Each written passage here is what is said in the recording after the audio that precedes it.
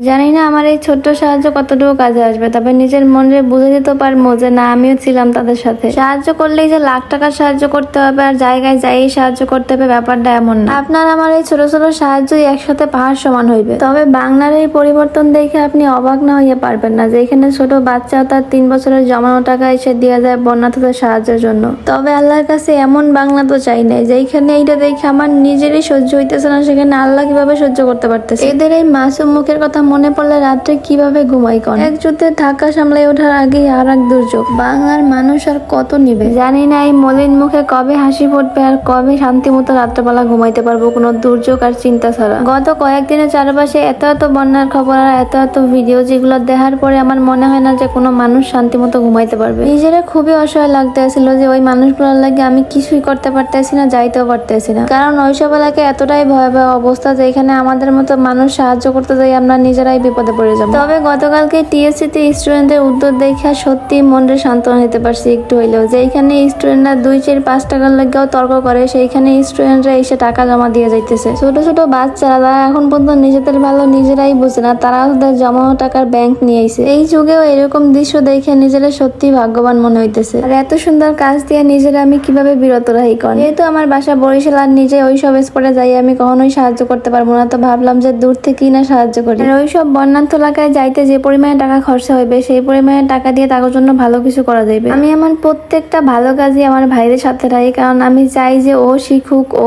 বুঝুক। আজকে যদি আমার সাহায্য করতে দেখে, একটা সময় ওর কাছে টাকা হইলে তখন ও সাহায্য করতে শিখবে। আর আমাদের প্রত্যেকেরই উচিত অন্যের ভালো কাজ দেখে নিজেও শেখা। ছোট ছোট একটা ভালো কোনা দিয়ে যদি একটা পাহাড় তৈরি হইতে পারে, তাহলে আপনার আমার ছোট ছোট ভালো কাজ দিয়ে কেন ভালো কিছু হইবে না। তো আমার যতটুকু কেনাকাটা ছিল অতটুকু কেনাকাটা শেষ। যেহেতু আমি ওই স্পটে যাইতে পারবো না, মানে ভার্সিটি থেকে টিম যাবে তাদের সাথে আমি দিয়ে দেবো, তো সেহেতু ভাবলাম যে ভারী কিছু নাই ভালো, তার থেকে ওই টাকাটা দিয়ে দিই, টাকা দিয়ে ওরা কিনা নিবে। সবাই তো খাবার দাবার কেনে আর সবাই হইলো গিয়া খাবার দাবার দিতেছে, কিন্তু মেডিসিন খুবই কম দিতেছে। তো আমি ভাবলাম যে খাবার চালাই না মেডিসিন দিয়ে দিই। আর ওইখানে মানুষ তো পুরাই কদিন পর্যন্ত পানিবন্দি, পানির মধ্যে দিয়ে চলাচল করতেছে, পানির মধ্যে বৃষ্টিতে সেহেতু অবশ্যই মানুষ অসুস্থ হইবে। সবাই সময়ের কথা চিন্তা করলো, আমার চিন্তাটা পুরাটাই উল্টা। একটা মাইয়া হিসেবে অবশ্যই আর একটা মাইয়ের কথা আমার জানা উচিত, আর একটা মায়ের সমস্যা আমার বোঝা উচিত। যেই জিনিসটা সহজে আপনাদের মাথায় আসে না, সেই জিনিসটা একটা মেয়ের কাছে কতটা ইম্পর্টেন্ট তা একটা মেয়েই জানে। আমি আমার জায়গা থেকে আমার সামর্থ্য অনুযায়ী যতটুকু করার দরকার আমি অতটুকুই করবো। অনেকেই ভাবতে পারেন যে আমি কিসের লাগে জামা কাপড় গুছাইতেছি, আসলে এইসব চিন্তা আমার মাথায় আসে না। কিন্তু হঠাৎ করে সকালবেলা যখন মেসেজ চেক করতে এসেছিলাম, এই মেসেজটা আমার সামনে পড়লো, দেখে ভাবলাম যে হ্যাঁ আসলেই তো আমার কাছে যেটা আছে, আমার দ্বারা যে জিনিসটা সম্ভব, তাহলে সেইটা আমি কেন করবো না। ইচ্ছা ছিল যে আমার পড়ার যা কিছু আছে আমি সবকিছু দিয়ে দিই, কিন্তু চাইলেই সবসময় সবকিছু সম্ভব না। তার থেকে দুঃখের বিষয় হলো যে আমার রেগুলার পরার মতো ড্রেস খুবই কম, মানে বেশিরভাগ যেগুলো আছে সবই হইলো গিয়া পার্টি ওয়ার বা হইলো গিয়া অনেক গর্জিয়াস। এখন এই বন্যার মধ্যে কেউ তো আর গর্জিয়াস ড্রেস পরে বয়ে থাকবে না, তারপরও আমি আমার সর্বোচ্চটা দিয়েই চেষ্টা করছি। আপনারা যারা ঘরে বসে অনেকেই চিন্তা করতেছেন যে হেল্প করবেন, কিন্তু কোনো ওয়ে পাইতেছেন না হেল্প করার মতো, আপনার কিন্তু ট্রাস্টেড অনেক টিমে আছে বা অনেক হইলো গিয়া সংস্থা আছে, যেমন